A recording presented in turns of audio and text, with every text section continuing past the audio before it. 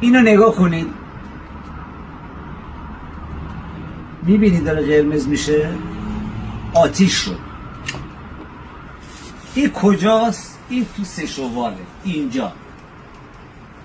این موتور قراره که این حرارت این رو از این داخل سشوار تخلیه کنه و مانع قرمز شدن و آتیش گرفتن یا داغ شدن اون قسمت از سشوار بشه.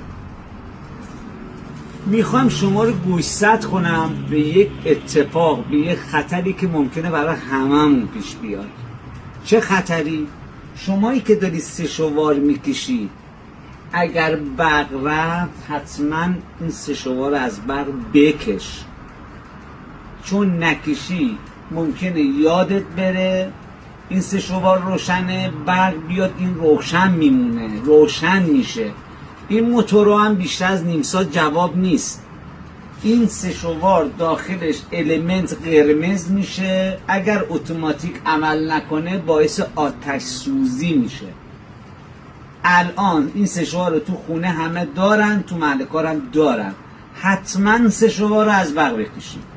یه مورد داشتیم امروز، بنده خدایی میخواست سشوار بکشه، برق رفت، از خونه رفت بیرون، سشوار روشن بود، موتور سوخت، المنت داغ کرد، سشوار آتیش گرفت، خونه رو آتیش داد. تمام.